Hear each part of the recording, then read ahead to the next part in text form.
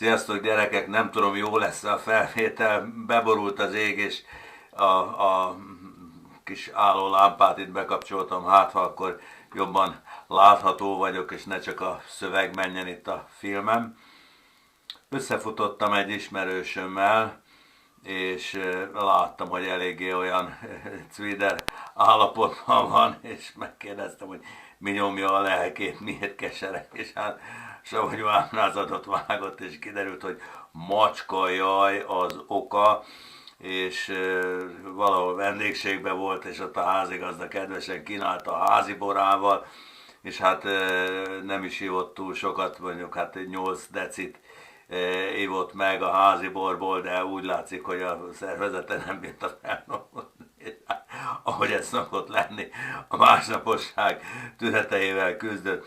Na most mit akarok ebből kihozni? Szó szót követett, és akkor azt mondta nekem, de jó neked, hogy te olyan mértékletes vagy. És hát tudja, hogy egy-két pohárral szoktam csak inni, és nem szoktam úgy belegaloppozni a dolgokban. És elmondtam neki, hogy nehogy az itt, hogy én mindig ilyen mértékletes voltam, és pláne azt ne hitt, hogy én ezt most eldöntöm fejembe, hogy én mértékletes legyek, és akkor ott a kísértés, és még innék, de én nekem nagy lelki erő van, és én csak 2 pohárkával iszom meg, és akkor utána leteszem, és boldog, derűs arccal nézek a vakvilágba, hanem fiatalkoromban én is mértéktelen voltam, tehát a vágyaim azok, mint egy ilyen paripa úgy húztak, és én hagytam, hogy ránkassanak. Emlékszem, hogy kisgyerek koromban, ugye akkora hegyeket tudtam megenni krumplipüréből, és amikor ráadásul nem volt tej, akkor édesapám a krumpli főzővizével, meg ilyen zsírral keverte össze, sertészsírral, vagy esetleg valami pecsenyenek a zsírjával keverte össze, na az aztán hogy hatalmas nagy hegyeket bevágta, mindenki a csodájára járt, és még ugye emlékszem gyerekkoromban, hogy fekszem az ágyban kisgyerekként, és a bágyatok hangon mondom, hogy hányni kell. Arról nem beszélve, hogy hát ez még csak az evés volt az ivásról, ugye, hát bizony nem akarok most belemenni részletekbe, de sokszor fogyasztottam többet, mint amennyi elbírt volna a szervezetem.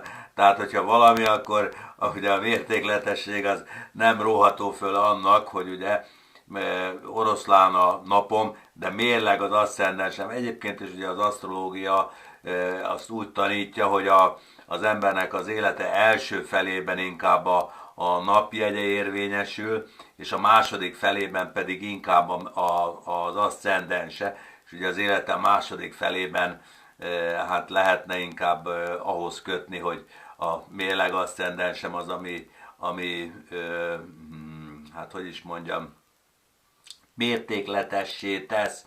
De az történt, és ezzel szeretnék megnyugtatni mindenkit, hogy mindenki mértékletes lesz előbb vagy utóbb. És én nem úgy lettem mértékletes, hogy elkezdtem gondolkozni, hogy igen, hát nem szabad meginni 5 üveg sört.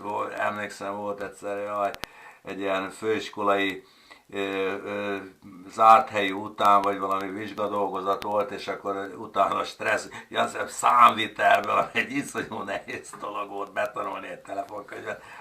És akkor számvitel zárt helyi után az egyik csoporttársammal 5 vagy 6 üveg sört, és kísérőként 5 vagy 6 unikum megtudozás.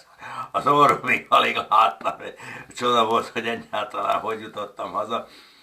A lényeg, hogy kiéltem a vágyaimat, és elfogadtam őket olyannak, amilyen vállaltam a következményeit, mert azt mindig be kellett vállalni. És aztán úgy észrevettem egy bizonyos idő után, hát most nem akarom konkrét, egy 10 évvel ezelőtt, tehát már az érett férfikor dele után valamivel, hogy már nem űznek, hajtanak annyira. Tehát a paripák, ha meg is bokrosodnak, előbb-utóbb megnyugszanak és megszelidülnek, amelyek ugye a Tarot 7-es kártyája, a diadal szekér hasonlatára, ugye az embert húzzák az ember a kocsi, a lélek a kocsihajtó, és a paripák a vágyak. Ha túlzottan szabadon engedjük őket, akkor behúznak az árokba, ha nagyon meghúzzuk őket, akkor egy helyben maradnak. És ezzel szeretnék megnyugtatni mindenkit, hogy előbb-utóbb mindenki mértékletes lesz, mert én is egyszer csak azt vettem észre, hogy nem tudnék, hát ha ostorral ütnének, se tudnék 6 üveg sört és 6 unikumot elfogyasztani, esetleg egyet vagy 2 üveg sört, 2 unikummal egy olyan jó forró nyári estén. Meg tudnék inni mondjuk 2 pohárból, nagyon erős esetben 3 kérdez, de nem tudnék 1 liter bort, mert egyszerűen nem csúszna le a torkomon, nem kívánnám. Tehát a mértékletesség az nem a fejben dől el, hanem egyszerűen a vágyaink, hogyha a paripaként kifutották magukat, elfáradnak és megszelidülnek. Ezért megnyugtatok mindenkit, azt is, aki már mértékletes, azt is, aki még nem mértékletes, előbb-utóbb mindenkinek mértékletes lesz az élete, és meg fognak szelidülni a lovai. Sziasztok gyerekek, hello!